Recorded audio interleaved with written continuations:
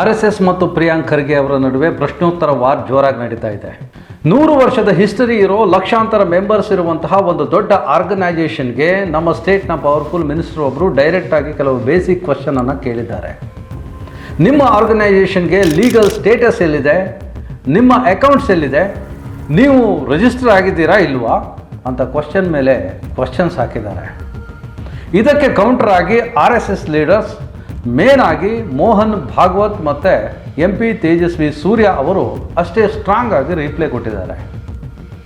ಈ ಇಡೀ ಕಾಂಟ್ರವರ್ಷಿಯ ಬ್ಯಾಕ್ಗ್ರೌಂಡ್ ಏನು, ಖರ್ಗೆ ಅವರ ಕ್ವಶನ್ಸ್ಗಳೇನು, ಅದಕ್ಕೆ ಸಿಕ್ಕ ಆನ್ಸರ್ಸ್ ಏನು, ಇದು ಭಾಳ ಮುಖ್ಯ. ಅದರ ಹಿಂದಿರೋ ಲೀಗಲ್ ಮತ್ತು ಪೊಲಿಟಿಕಲ್ ಕ್ಯಾಲ್ಕುಲೇಷನ್ಸ್ ಏನು, ಬನ್ನಿ ಈ ಮ್ಯಾಟ್ರನ್ನ ಸಿಂಪಲ್ ಆಗಿ ಡಿಕೋಡ್ ಮಾಡ್ತಾ ಹೋಗೋಣ. ಈ ಇಶ್ಯೂ ಸ್ಟಾರ್ಟ್ ಆಗಿದ್ದು ಎಲ್ಲಿಂದ ನೋಡಿ. ಈ ಮ್ಯಾಟ್ರ್ ಇವತ್ತು ನಿನ್ನೆಯೂ ಶುರು ಆಗಿದ್ದಲ್ಲ, ಇದರ ಬ್ಯಾಕ್ಗ್ರೌಂಡ್ ಸ್ವಲ್ಪ ಹಿಂದಕ್ಕೆ ಹೋಗುತ್ತೆ. ಮೇನ್ ಆಗಿ ಈ ಕಾಂಟ್ರವರ್ಸಿ ಹೈಲೈಟ್ ಆಗಿದ್ದು ಕಲಬುರಗಿ ಜಿಲ್ಲೆಯ ಚಿತ್ತಾಪುರದಲ್ಲಿ ನಡೆದಂತಹ ಒಂದು ಇನ್ಸಿಡೆಂಟಿಂದ. ಚಿತ್ತಾಪುರದಲ್ಲಿ RSS ವರ್ಕರ್ಸ್ ಒಂದು ರೂಟ್ ಮಾರ್ಚ್ ಅಂದರೆ ಪಥಸಂಚಲನ ಮಾಡೋಕ್ಕೆ ಡಿಸೈಡ್ ಮಾಡಿದರು. ಆದರೆ ಮಿನಿಸ್ಟರ್ ಪ್ರಿಯಾಂಕ್ ಖರ್ಗೆ ಇದಕ್ಕೆ ಸ್ಟ್ರಾಂಗ್ ಆಗಿ ಅಪೋಸ್ ಮಾಡಿದರು. ಪಬ್ಲಿಕ್ ಪ್ಲೇಸ್, ಗೌರ್ಮೆಂಟ್ ಜಾಗದಲ್ಲಿ ಇಂಥ ಆ್ಯಕ್ಟಿವಿಟೀಸ್ಗೆ ಪರ್ಮಿಷನ್ ಕೊಡಬಾರ್ದು ಅನ್ನೋದು ಅವರ ಆರ್ಗ್ಯುಮೆಂಟ್ ಆಗಿತ್ತು. ಮಿನಿಸ್ಟರ್ ಅಪೋಸ್ ಮಾಡಿದ್ದಕ್ಕೆ ಅಸೆಂಬ್ಲಿಯಲ್ಲೂ ಕೂಡ ಸ್ವಲ್ಪ ಟೆನ್ಷನ್ ಕ್ರಿಯೇಟ್ ಆಯಿತು. ಮ್ಯಾಟರ್ ಪೊಲೀಸ್ ಸ್ಟೇಷನ್ನಿಂದ ಡೈರೆಕ್ಟಾಗಿ ಕೋರ್ಟ್ ಮೆಟ್ಟಿಲೇರಿತು. ಆದರೆ ಕೋರ್ಟ್ನಲ್ಲಿ RSS ಪರವಾಗಿ ಜಡ್ಜ್ಮೆಂಟ್ ಬಂತು. ಕೋರ್ಟ್ ಪಥಸಂಚಲನಕ್ಕೆ ಪರ್ಮಿಷನ್ ಕೊಡ್ತು. ಇಲ್ಲಿ ಒಂದು ಇಂಟ್ರೆಸ್ಟಿಂಗ್ ಟ್ವಿಸ್ಟ್ ಏನಪ್ಪ ಅಂದರೆ, ಕೋರ್ಟ್ ಆರ್ಡರ್ ಬರೋಕ್ಕೂ ಮುಂಚೆ ಬರೀ 500 ಜನ ಸೇರ್ಬೋದು ಅಂತ ಎಕ್ಸ್ಪೆಕ್ಟ್ ಮಾಡಿದ್ದ ಆ ಪ್ರೋಗ್ರಾಮಲ್ಲಿ ಇಷ್ಟೆಲ್ಲ ಅಪೋಸಿಷನ್ ಮಧ್ಯೆಯೂ ಆಲ್ಮೋಸ್ಟ್ 5,000ಕ್ಕೂ ಹೆಚ್ಚು ಜನ ಸೇರಿ ಗ್ರ್ಯಾಂಡಾಗಿ ಕಾರ್ಯಕ್ರಮ ನಡೀತು. ಈ ಇನ್ಸಿಡೆಂಟ್ ಆದಮೇಲೆ ಪ್ರಿಯಾಂಕ್ ಖರ್ಗೆ ಅವರು ಡೈರೆಕ್ಟಾಗಿ RSSನ ಬೇಸಿಕ್ ಎಕ್ಸಿಸ್ಟೆನ್ಸ್ ಮೇಲೆ ಕ್ವಶನ್ ಮಾಡೋಕ್ಕೆ ಶುರು ಮಾಡಿದ್ರು. ಬರೀ ಸ್ಪೀಚಿಗೆ ಲಿಮಿಟ್ ಆಗದೆ ಅವರು ರಿಟರ್ನ್ ಆಗಿ ಲಿಖಿತ ರೂಪದಲ್ಲಿ ಕೆಲವೊಂದು ಕ್ವಶನ್ಸನ್ನು ಮುಂದಿಟ್ಟಿದ್ದಾರೆ. ಮೊದಲನೇ ಕ್ವಶನ್, ರಿಜಿಸ್ಟ್ರೇಷನ್ ಆಗಿದೆಯಾ? ಯಾವುದೇ ಒಂದು ಆರ್ಗನೈಸೇಷನ್ ಫಂಕ್ಷನ್ ಆಗಬೇಕು ಅಂದರೆ ಅದು ಗೌರ್ಮೆಂಟ್ ಅಂಡರ್ ರಿಜಿಸ್ಟರ್ ಆಗಿರಬೇಕು. RSS ಯಾವ ಆ್ಯಕ್ಟ್ ಅಂಡರ್ ರಿಜಿಸ್ಟರ್ ಆಗಿದೆ, ಅದಕ್ಕೆ ಲೀಗಲ್ ಬೇಸ್ ಎಲ್ಲಿದೆ? ಇದು ಖರ್ಗೆ ಅವರು ಕೇಳಿದ ಮೊದಲ ಕ್ವಶನ್. ಇನ್ನು ಎರಡನೇದು, ಆರ್ಗನೈಸೇಷನ್ ಸೆಕ್ಟರ್ ಮೇಲೆ ನಿಮ್ಮ ಆಫೀಸ್ ಬೇರರ್ಸ್ ಯಾರು, ಪದಾಧಿಕಾರಿಗಳು ಯಾರು, ಅಥರೈಡ್ ರೆಪ್ರೆಸೆಂಟೇಟಿವ್ಸ್ ಯಾರು, ಇದರ ಡೀಟೇಲ್ಸ್ ಕೊಡಿ ಅಂತ ಕ್ವಶನ್ ಕೇಳಿದ್ದಾರೆ. ಫಂಡ್ ಮತ್ತು ಟ್ಯಾಕ್ಸ್ಗಳ ಬಗ್ಗೆ ಕ್ವಶನನ್ನು ಕೇಳ್ತಾರೆ. ಇಷ್ಟು ದೊಡ್ಡ ಲೆವೆಲಲ್ಲಿ ಪ್ರೋಗ್ರಾಮ್ಸ್ ಮಾಡ್ತೀರಾ, ನಿಮ್ಮ ಇನ್ಕಮ್ ಸೋರ್ಸ್ ಏನು, ನಿಮಗೆ ಫಂಡ್ಸ್ ಎಲ್ಲಿಂದ ಬರುತ್ತೆ, ಇದಕ್ಕೆ ಪ್ರಾಪರ್ ಆಗಿ ಗೌರ್ಮೆಂಟ್ ಟ್ಯಾಕ್ಸ್ ಕಟ್ಟಿದ್ದೀರಾ, ಆಡಿಟ್ ಆಗಿರುವಂತಹ ಅಕೌಂಟ್ಸ್ ಎಲ್ಲಿದೆ ಅಂತ ಪ್ರಶ್ನೆಯನ್ನು ಕೇಳ್ತಾರೆ. ಇನ್ನೊಂದು, 60,000ಕ್ಕೂ ಹೆಚ್ಚು ಬ್ರ್ಯಾಂಚಸ್ ಇದೆ ಅಂತ ಹೇಳ್ತೀರಲ್ಲ, ಇಷ್ಟು ದೊಡ್ಡ ಆರ್ಗನೈಸೇಷನ್ ಕಾನ್ಸ್ಟಿಟ್ಯೂಷನ್ನ ಯಾವ ರೂಲ್ ಅಂಡರ್ ಕೆಲಸ ಮಾಡ್ತಿದೆ? ಇನ್ನು ಒಂದು ಸೈಂಟಿಫಿಕ್ ಕ್ವಶನನ್ನು ಕೇಳ್ತಾರೆ. ಕೈಯಲ್ಲಿ ಲಾಠಿ ಹಿಡ್ಕೊಂಡು ಓಡಾಡೋ ಈ ಆರ್ಗನೈಸೇಷನ್ನಲ್ಲಿ ಸೈಂಟಿಫಿಕ್ ಥಿಂಕಿಂಗ್, ಐಡಿಯಾಲಜಿ ಏನಾದರೂ ಇದೆಯಾ? ಇದ್ದರೆ ಅದನ್ನು ಪ್ರೂವ್ ಮಾಡಿ ಅಂತ ಹೇಳ್ತಾರೆ. ಈ ಕ್ವಶನ್ಸ್ಗಳು ನೋಡೋಕ್ಕೆ ನಾರ್ಮಲ್ ಅನಿಸ್ಬೋದು, ಆದರೆ ಲೀಗಲ್ ಆ್ಯಂಗಲಿಂದ ನೋಡಿದ್ರೆ ಇವು ಬಹಳ ಸೀರಿಯಸ್ ಕ್ವಶನ್ಸ್. ರಿಜಿಸ್ಟ್ರೇಷನ್ ಆಗದೇ ಇರುವ ಒಂದು ಆರ್ಗನೈಸೇಷನ್ ಆಲ್ ಇಂಡಿಯಾ ಲೆವೆಲ್ನಲ್ಲಿ ಇಷ್ಟು ದೊಡ್ಡ ಮಟ್ಟದಲ್ಲಿ ಹೇಗೆ ಆಪ್ರೇಟ್ ಮಾಡೋಕ್ಕೆ ಸಾಧ್ಯ ಅನ್ನೋದು ಖರ್ಗೆ ಅವರ ಮೇನ್ ಆರ್ಗ್ಯುಮೆಂಟ್. ಇದಕ್ಕೆ RSS ಲೀಡರ್ಸ್ ಅವರು ಕೌಂಟರ್ ಅಟ್ಯಾಕ್ ಕೊಟ್ಟಿದ್ದಾರೆ. ಈ ಕ್ವಶನ್ ಮೀಡಿಯಾದಲ್ಲಿ ದೊಡ್ಡ ನ್ಯೂಸ್ ಆದಾಗ RSS ಸುಮ್ಮನೆ ಕೂರಲಿಲ್ಲ. RSS ಚೀಫ್ ಮೋಹನ್ ಭಾಗವತ್ ಮತ್ತು MP ತೇಜಸ್ವಿ ಸೂರ್ಯ ಅವರು ಇದಕ್ಕೆ ಲೀಗಲ್ ಆಗಿ ಪಾಯಿಂಟ್ ಟು ಪಾಯಿಂಟ್ ಆನ್ಸರ್ ಕೊಟ್ಟರು. ಆ ಆನ್ಸರ್ ಏನು ಅಂತ ನೋಡೋಣ ಬನ್ನಿ. ಮೋಹನ್ ಭಾಗವತ್ ಅವರು ಫಸ್ಟ್ ಹೇಳಿದ್ದೆ, ಈ ಕ್ವಶನ್ಸ್ ಕೇಳೋಕ್ಕೂ ಮುಂಚೆ ಸ್ವಲ್ಪ ಹಿಸ್ಟ್ರಿ ಓದ್ಕೊಳ್ಳಿ ಅಂತ. RSS ಸ್ಟಾರ್ಟ್ ಆಗಿದ್ದು 1925ರಲ್ಲಿ, ಅಂದರೆ ಇಂಡಿಯಾಗೆ, ಭಾರತಕ್ಕೆ ಸ್ವಾತಂತ್ರ್ಯ ಬರೋಕ್ಕೂ ಮುಂಚೆ, ನಮ್ಮ ಕಾನ್ಸ್ಟಿಟ್ಯೂಷನ್ ಡ್ರಾಫ್ಟ್ ಆಗೋಕ್ಕೂ ಮುಂಚೆನೇ RSS ಎಕ್ಸಿಸ್ಟೆನ್ಸ್ನಲ್ಲಿತ್ತು. ನಾವು ಕಾನ್ಸ್ಟಿಟ್ಯೂಷನ್ಗಿಂತ ದೊಡ್ಡವರು ಅಂತ ಯಾವತ್ತೂ ಹೇಳಿಲ್ಲ, ಆದರೆ ಹಿಸ್ಟ್ರಿ ಪೇಜಸನ್ನು ಟರ್ನ್ ಮಾಡಿ ನೋಡಿ ಅಂತ ಹೇಳಿದ್ದಾರೆ. ಇನ್ನು ಇಂಡಿಯನ್ ಹಿಸ್ಟ್ರಿಯಲ್ಲಿ RSS ಮೇಲೆ 2 ಸಾರಿ ಗೌರ್ಮೆಂಟ್ ಬ್ಯಾನ್ ಹಾಕಿತ್ತು. ಯಾವುದೇ ಒಂದು ಆರ್ಗನೈಸೇಷನ್ ಲೀಗಲ್ ಆಗಿ ಎಕ್ಸಿಸ್ಟೆನ್ಸ್ನಲ್ಲೇ ಇಲ್ಲ ಅಂದರೆ ಗೌರ್ಮೆಂಟ್ ಅದನ್ನು ಬ್ಯಾನ್ ಮಾಡಿದ ಹೇಗೆ? ಎಕ್ಸಿಸ್ಟೆನ್ಸ್ನಲ್ಲಿ ಇಲ್ಲದೆ ಇರುವಂತಹ ವಸ್ತುವನ್ನು ಬ್ಯಾನ್ ಮಾಡೋಕ್ಕೆ ಚಾನ್ಸೇ ಇಲ್ವಲ್ಲ. ಗೌರ್ಮೆಂಟ್ ನಮ್ಮ ಮೇಲೆ ಬ್ಯಾನ್ ಹಾಕಿತ್ತು. ಆಮೇಲೆ ಕೋರ್ಟ್ ಆರ್ಡ್ರಿಂದ ಆ ಬ್ಯಾನ್ ರಿಮೂವ್ ಆಯಿತು. ಅಂದರೆ ಇದರ ಅರ್ಥ ಗೌರ್ಮೆಂಟ್ ಮತ್ತು ಕೋರ್ಟ್ ಎರಡೂ ನಮ್ಮ ಎಕ್ಸಿಸ್ಟೆನ್ಸನ್ನು ಅಫಿಷಿಯಲ್ ಆಗಿ ಎಕ್ಸೆಪ್ಟ್ ಮಾಡಿದೆ ಅಂತ ಅರ್ಥ ತಾನೇ? ಈ ಪ್ರಶ್ನೆಯನ್ನು ಸೂರ್ಯ ಹೇಳ್ತಾರೆ. ಪ್ರಿಯಾಂಕ್ ಖರ್ಗೆ ಅವರು ಕೇಳಿದಂತಹ ಮೋಸ್ಟ್ ಇಂಪಾರ್ಟೆಂಟ್ ಕ್ವಶನ್ ಅಂದರೆ ಫೈನಾನ್ಸ್ ಬಗ್ಗೆ. ರಿಜಿಸ್ಟರ್ ಆಗದೇ ಇರುವಂತಹ ಆರ್ಗನೈಸೇಷನ್ಗೆ ಬ್ಯಾಂಕ್ ಅಕೌಂಟ್ ಇರಲ್ಲ. ಹಾಗಿರುವಾಗ ಇಷ್ಟೆಲ್ಲ ಫಿನಾನ್ಷಿಯಲ್ ಟ್ರಾನ್ಸಾಕ್ಷನ್ ಹೇಗೆ ನಡೆಯುತ್ತೆ?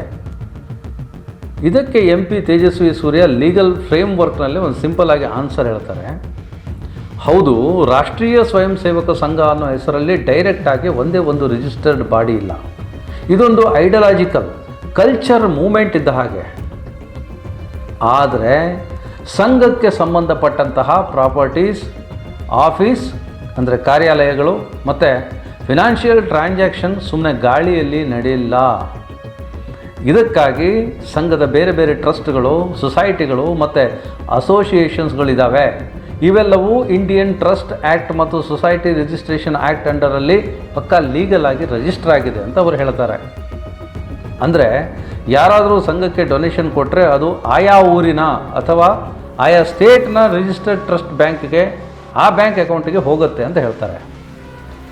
ಆ ಟ್ರಸ್ಟ್ಗಳು ಎವ್ರಿ ಇಯರ್ ಎಡಿಟ್ ಮಾಡಿಸುತ್ತೆ ಮತ್ತು ಗೌರ್ಮೆಂಟ್ಗೆ ರೂಲ್ಸ್ ಪ್ರಕಾರ ಟ್ಯಾಕ್ಸ್ ಕೂಡ ಕಟ್ಟುತ್ತೆ. ಸೊ ಇಲ್ಲಿ ಇಲ್ಲಿಗಲ್ ಆಗಿ ಯಾವುದೇ ಫಿನಾನ್ಷಿಯಲ್ ಆ್ಯಕ್ಟಿವಿಟೀಸ್ ನಡೀತಾ ಇಲ್ಲ ಅಂಥೇಳಿ ತೇಜಸ್ವಿ ಸೂರ್ಯ ಅವರು ಆನ್ಸರ್ ಮಾಡಿದ್ದಾರೆ. ಇನ್ನು ಕಾನ್ಸ್ಟಿಟ್ಯೂಷನ್ಗೆ ಸಂಬಂಧಪಟ್ಟಂತಹ ಕ್ವಶನ್ಗೆ ಆರ್ಟಿಕಲ್ 19 ಕೋಟ್ ಮಾಡ್ತಾರೆ. ಇದರ ಪ್ರಕಾರ ಅಂದರೆ ಆರ್ಟಿಕಲ್ 19(1)(c) ಪ್ರಕಾರ ಈ ದೇಶದ ಯಾವುದೇ ಸಿಟಿಜನ್ಸ್ಗೆ ಒಟ್ಟಾಗಿ ಸೇರುವ ಅಸೋಸಿಯೇಷನ್ ಅಥವಾ ಯೂನಿಯನ್ಸನ್ನು ಫಾರ್ಮ್ ಮಾಡಿಕೊಳ್ಳುವಂತಹ ಫಂಡಮೆಂಟಲ್ ರೈಟ್ಸ್ ಇದೆ ಅಂತ ಹೇಳ್ತಾರೆ. ಅದಕ್ಕೆ ಗೌರ್ಮೆಂಟ್ ಪರ್ಮಿಷನ್ ಅಥವಾ ಮ್ಯಾಂಡೇಟರಿ ರಿಜಿಸ್ಟ್ರೇಷನ್ ಬೇಕೇ ಬೇಕು ಅನ್ನೋ ರೂಲ್ ಇಲ್ಲ. ಫಾರ್ ಎಕ್ಸಾಂಪಲ್, ನಿಮ್ಮೂರಲ್ಲಿ ಒಂದು 10 ಜನ ಯುವಕರು ಸೇರಿ ಒಂದು ಗಣೇಶೋತ್ಸವ ಕಮಿಟಿನೋ ಅಥವಾ ಒಂದು ಕನ್ನಡದ ಯಾವುದೋ ಒಂದು ಸಂಘಟನೆನೋ ಯುವಕ ಮಂಡಲನೋ ಮಾಡ್ಕೋಬೋದು. ಅದು ರಿಜಿಸ್ಟ್ರೇಷನ್ ಆಗಿಲ್ಲ ಅಂದ ತಕ್ಷಣ ಆ ಇಡೀ ಗ್ರೂಪ್ ಇಲ್ಲಿಗಲ್ ಆಗಲ್ಲ. ಅದೇ ಥರ RSS ಕೂಡ ಇದೇ ಕಾನ್ಸ್ಟಿಟ್ಯೂಷನಲ್ ರೈಟ್ ಅಂಡರಲ್ಲಿ ದೇಶದ ಲಾಗೆ ಒಳಪಟ್ಟು ಒಂದು ಕಲ್ಚರಲ್ ಫೋರಮ್ ಆಗಿ ಕೆಲಸ ಮಾಡ್ತಾ ಇದೆ ಅನ್ನೋದು RSSನವರ ಆರ್ಗ್ಯುಮೆಂಟ್. ಯಾವ ಕಾನ್ಸ್ಟಿಟ್ಯೂಷನ್ ಹೆಸರಲ್ಲಿ ನೀವು ನಮ್ಮನ್ನು ಕ್ವಶನ್ ಮಾಡ್ತಾ ಇದ್ದೀರೋ ಅದೇ ಕಾನ್ಸ್ಟಿಟ್ಯೂಷನ್ ನಮಗೆ ಎಕ್ಸಿಸ್ಟೆನ್ಸ್ ರೈಟ್ಸ್ ಕೊಟ್ಟಿದೆ ಅಂತ ತೇಜಸ್ವಿ ಸೂರ್ಯ ಹೇಳ್ತಾರೆ. ಇನ್ನು ಲಾಠಿ ವಿಚಾರ, ಇದೊಂದು ಮೇನ್ ಅಬ್ಜೆಕ್ಷನ್ ಇದ್ದದ್ದು RSS ವರ್ಕರ್ಸ್ ಹಿಡಿಯುವಂತಹ ಲಾಠಿ ಬಗ್ಗೆ. ಗೌರ್ಮೆಂಟ್ ಸ್ಕೂಲ್ ಕ್ಯಾಂಪಸ್ಸಲ್ಲಿ ಅರ್ಲಿ ಮಾರ್ನಿಂಗ್ ಯುವಕರಿಗೆ ಲಾಠಿ ಕೊಟ್ಟು ಪ್ರವೋಕ್ ಮಾಡ್ತಿದ್ದಾರೆ. ಇದರಲ್ಲಿ ಸೈಂಟಿಫಿಕ್ ಥಿಂಕಿಂಗ್ ಎಲ್ಲಿದೆ ಅಂತ ಖರ್ಗೆ ಅಬ್ಜೆಕ್ಟ್ ಮಾಡಿದ್ದಾರೆ. ಇದಕ್ಕೆ RSS ಸಪೋರ್ಟರ್ಸ್ ಕೊಡೋ ಆನ್ಸರೇ ಬೇರೆ. ಸಂಘದ ಲಾಠಿ ಅನ್ನೋದು ವೈಲೆನ್ಸ್ ಸಿಂಬಲ್ ಅಲ್ಲ, ಅದು ಸೆಲ್ಫ್ ಡಿಫೆನ್ಸ್, ಡಿಸಿಪ್ಲಿನ್ ಮತ್ತು physical fitness symbol. Last 100 ಇಯರ್ಸಿಂದ ಹಿಸ್ಟ್ರಿಯಲ್ಲಿ RSS ಯಾವುದೇ ಟೆರರಿಸ್ಟ್ ಆ್ಯಕ್ಟಿವಿಟೀಸ್ ಆಗಲಿ, ಆ್ಯಂಟಿ ನ್ಯಾಷನಲ್ ಆ್ಯಕ್ಟಿವಿಟೀಸ್ ಆಗಲಿ ಮಾಡಿಲ್ಲ. ಬದಲಾಗಿ ಎಲ್ಲೇ ನ್ಯಾಚುರಲ್ ಡಿಸಾಸ್ಟರ್ಸ್ ಅಂದರೆ ಭೂಕಂಪ, ಫ್ಲಡ್ಸ್, ಲ್ಯಾಂಡ್ ಸ್ಲೈಡ್ಸ್, ಕೋವಿಡ್ ತರಹದ ಪ್ಯಾಂಡಮಿಕ್ ಬಂದರೂ ಯಾವುದೇ ಎಕ್ಸ್ಪೆಕ್ಟೇಷನ್ ಇಲ್ಲದೆ ಫಸ್ಟ್ ಓಡ್ ಬಂದು ಹೆಲ್ಪ್ ಮಾಡೋದೇ ಸಂಘದ ಸ್ವಯಂ ಸೇವಕರು. ಸೊಸೈಟಿಗೆ ಡಿಸಿಪ್ಲಿನ್, ಕಲ್ಚರ್ ಮತ್ತು ಪೆಟ್ರಿಯಾಟಿಸಮ್ ಅಂದರೆ ದೇಶಭಕ್ತಿ ಕಲಿಸೋ ಕೆಲಸನ ಸಂಘ ಮಾಡ್ತಿದೆ ಅಂತ ಕೌಂಟರ್ ಕೊಟ್ಟಿದ್ದಾರೆ. ನೋಡಿ, ಇಷ್ಟೆಲ್ಲ ಲಾ, ಕಾನ್ಸ್ಟಿಟ್ಯೂಷನ್, ಆಡಿಟ್ ಅಂತ ನಾವು ಮಾತಾಡಿದ್ರು ಇದರ ಹಿಂದೆ ಒಂದು ಬಿಗ್ ಪೊಲಿಟಿಕಲ್ ಗೇಮ್ ಇದೆ ಅನ್ನೋದು ನಾವು ಮರಿಬಾರ್ದು. ಎರಡೂ ಕಡೆಯಿಂದ ಇದಕ್ಕೆ ಪೊಲಿಟಿಕಲ್ ಗೇಮ್ ಅಂತೂ ಇದೆ. ಮೋಹನ್ ಭಾಗವತ್ ಅವರು ತಮ್ಮ ಸ್ಪೀಚ್ನಲ್ಲಿ ಬಹಳ ಕರೆಕ್ಟಾಗಿ ಒಂದು ಮಾತು ಹೇಳಿದರು. ನಮ್ಮನ್ನು ಈ ಥರ ಕ್ವಶನ್ ಮಾಡ್ತಿರೋದು ಇದೇ ಫಸ್ಟ್ ಟೈಮ್ ಅಲ್ಲ. ಲಾಸ್ಟ್ 100 ಇಯರ್ಸ್ನಲ್ಲಿ ಇಂಥ ಎಷ್ಟೋ ಕ್ವಶನ್ಸನ್ನು ನಾವು ಫೇಸ್ ಮಾಡಿದ್ದೀವಿ. ನಮ್ಗೆ ಗೊತ್ತು ಈ ಕ್ವಶನ್ಸ್ ಹಿಂದೆ ಇರೋದು ಬರೀ ಲೀಗಲ್ ಕನ್ಸರ್ನ್ಸ್ ಅಲ್ಲ, ಬದಲಾಗಿ ಪೊಲಿಟಿಕಲ್ ಮೋಟಿವ್. ಏನಿದರ ಅರ್ಥ? ಇವತ್ತು ದೇಶದಲ್ಲಿ ಈ ಕಾಂಗ್ರೆಸ್ ಮತ್ತು BJP ಮಧ್ಯೆ ದೊಡ್ಡ ಐಡಿಯಾಲಜಿಕಲ್ ವಾರ್ ನಡೀತಾ ಇದೆ. RSS ಅನ್ನೋದು BJPಯ ಮದರ್ ಆರ್ಗನೈಸೇಷನ್, ಮಾತೃ ಸಂಸ್ಥೆ. ಇದು ಎಲ್ರಿಗೂ ಗೊತ್ತಿರೋ ಮ್ಯಾಟರ್. ಹೀಗಾಗಿ ಡೈರೆಕ್ಟಾಗಿ RSSನ ಅಸ್ತಿತ್ವವನ್ನು ಕ್ವಶ್ಚನ್ ಮಾಡಿದರೆ, ಅದರ ಬೇಸಿಕ್ಸ್ಗೆ ಪೆಟ್ಟು ಕೊಟ್ಟರೆ ಅದು BJPಗೆ ಪೊಲಿಟಿಕಲ್ ಆಗಿ ಬ್ಯಾಕ್ ಫೈರ್ ಆಗ್ಬೋದು ಅನ್ನೋದು ಕಾಂಗ್ರೆಸ್ ಲೀಡರ್ಸ್ ಎಸ್ಪೆಷಲಿ ಮಾನ್ಯ ಪ್ರಿಯಾಂಕ್ ಖರ್ಗೆ ಅವರ ಕ್ಯಾಲ್ಕುಲೇಷನ್ ಆಗಿರ್ಬೋದು ಅಂಥೇಳಿ RSS ನಾಯಕರು ಹೇಳ್ತಾ ಇದ್ದಾರೆ. ನಾವು ಬರೀ ಪೊಲಿಟಿಷಿಯನ್ಸ್ ಮಾತ್ರ ಅಲ್ಲ, ಡೈರೆಕ್ಟ್ RSSನ್ನೇ ಕ್ವಶ್ಚನ್ ಮಾಡುವಂಥ ಗಟ್ಸ್ ಇಟ್ಕೊಂಡಿದ್ದೀವಿ ಅಂತ ಪ್ರೂವ್ ಮಾಡೋಕ್ಕೆ ಇವರು ಹೊರಟಿದ್ದಾರೆ ಅನ್ನೋದು ಅವ್ರ ವಾದ. ಆದರೆ ತೇಜಸ್ವಿ ಸೂರ್ಯ ಅವರು ಹೇಳೋ ಪ್ರಕಾರ ನೀವು ಎಷ್ಟು RSSನ್ನು ಅಪೋಸ್ ಮಾಡ್ತೀರೋ ಅಷ್ಟು ಸಂಘ ಗ್ರೋ ಆಗುತ್ತೆ. ಚಿತ್ತಾಪುರದಲ್ಲೇ ನೋಡಿ 500 ಜನ ಸೇರೋ ಜಾಗದಲ್ಲಿ 5,000 ಜನ ಸೇರಿದ್ರು. ಇದೇ ಎಕ್ಸಾಂಪಲ್ ನೋಡಿ ಅಂತ ಹೇಳ್ತಾರೆ ಅವರು. ಫೈನಲ್ ಆಗಿ ಹೇಳಬೇಕು ಅಂದರೆ ಪ್ರಿಯಾಂಕ್ ಖರ್ಗೆ ಅವರು ಹೇಳಿದ ಕ್ವಶನ್ಸ್ ಲೀಗಲ್ ಪಾಯಿಂಟ್ ಆಫ್ ವ್ಯೂವಿಂದ ನೋಡಿದ್ರೆ ಒಂದು ಹೊಸ ಡಿಬೇಟ್ ಕ್ರಿಯೇಟ್ ಮಾಡೋದಂತೂ ಸುಳ್ಳಲ್ಲ.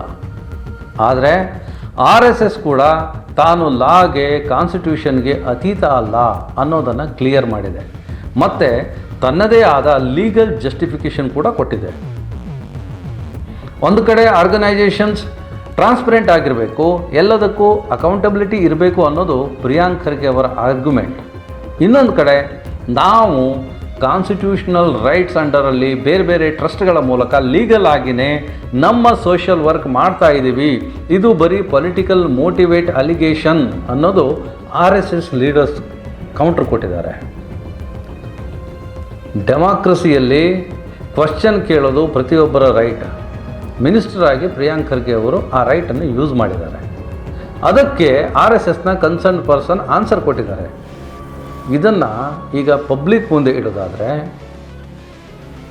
ಯಾವುದು ರಾಂಗ್, ಯಾವುದು ರೈಟ್ ಇರ್ಬೋದು? ಈ ಬಗ್ಗೆ ನಿಮಗೇನು ಅನಿಸುತ್ತೆ? ಕಮೆಂಟ್ ಮಾಡಿ ತಿಳಿಸಿ.